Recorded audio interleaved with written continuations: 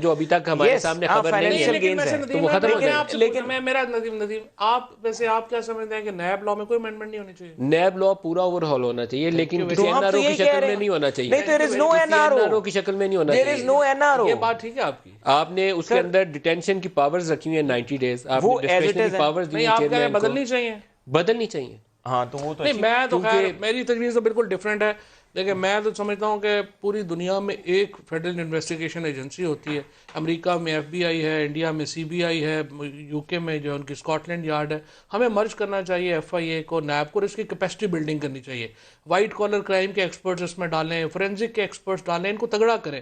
میں تو کئی بار ملٹیپلسٹی آف ایجنسیز ہوتی ہے وہ عام طور پر بیڑا ہی گر کرتی ہے. آپ نے پروونسز میں بھی احتساب کے محکمے بنائے ہوئے ہیں اور جو کیپیسٹی ٹو انویسٹیگیٹ ہے فورینزک انویسٹیگیشن اور وہ اس لیے نہیں فیل ہوا کیونکہ قابلیت نہیں, اس لیے فیل ہوا کہ آپ کے اس وقت کے چیف منسٹر اور 2-0 پہ ہاتھ پڑ گیا. صاحب اس قانون پہ فواد صاحب نے بھی کہا نا کہ یہ بھی مطمئن نہیں ہے, میں بھی مطمئن نہیں ہوں. یہ ڈرافٹ جو بنا یہ ٹھیک ڈرافٹ نہیں ہے. دیکھیں اس میں ایک چیز ہے, آپ نے بینکنگ جو بینکس کے افینسز ہیں وہ نیب کے پاس ہی رکھے ہوئے, ادھر اسپیشل جو بینکنگ کورٹس ہیں وہاں پہ آپ نے FIA بھی رکھی ہوئی ہے.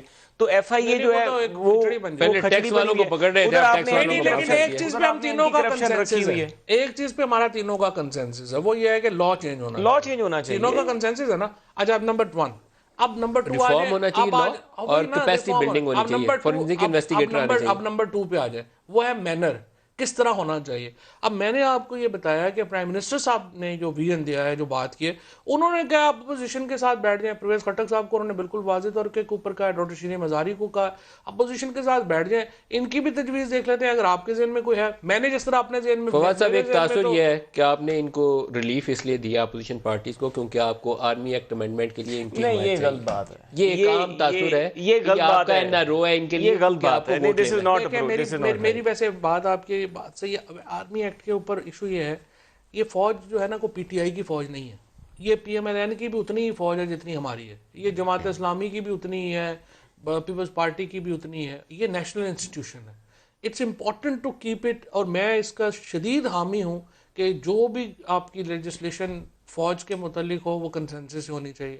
جس طرح میں نے کہا الیکشن کمیشن کے اوپر آپ کی کنسنسس سے ہونی چاہیے. دیکھیں ہماری جو لڑائیاں ہیں اپنی جگہ پہ وہ تو رہیں گی, ہم جو ہے جو ان کے جو پچھلی ان کی گورنمنٹس کے اوپر جو ہمارا کرٹیسزم ہے وہ بھی برقرار رہے گا. لیکن آگے چلنے کے لیے عرض یہ ہے کہ جب تک کچھ بیسک چیزیں آپ نہیں طے کرتے آپ پھنس جائیں گے, آپ آگے نہیں جا